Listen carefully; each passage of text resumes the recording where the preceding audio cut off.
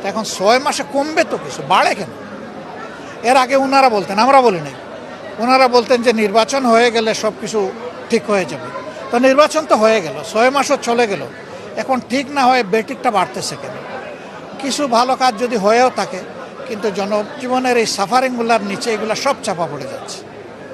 কোনো কিছুই তো সরকার কন্ট্রোল করতে পারলো না, না চাঁদাবাজি বন্ধ করতে পারলো না, কমাইতে পারলো না, দুর্নীতি কমাই আনতে পারলো না, দ্রব্যমূল্য সহনসীমার ভিতরে রাখতে পারলো না, গ্যাস মানুষকে দিতে পারলো। এই যে দেখেন এইখানে মানুষ নামাজে আসে, আমাকে বলতেছে গ্যাস দেন, গ্যাস নাই, পানি দেন, পানি নাই, বিদ্যুৎ অবশ্যই এখানে শহর হওয়ার কারণে কিছুটা ভালো, কিন্তু গ্রামে তো মানুষ একবারে মানে মরে যাওয়ার উপক্রম হয়ে যাচ্ছে।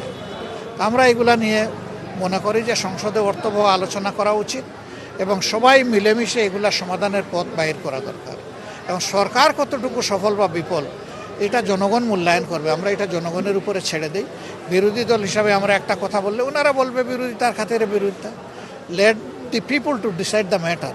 আসলে সরকার কি করলো, কি সফলতা সরকারের আছে বা নাই।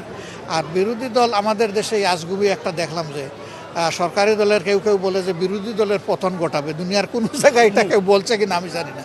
তো বিরোধী দলের পতন হলে তারা সরকারি দল হবে ইনশাল্লাহ, তখন দেখা যাবে, তখন আপনারা আমাদেরকে ধরবেন। সরকার যদি বাধা উদ্যোগ নেয় অবশ্যই আমরা সহযোগিতা করব।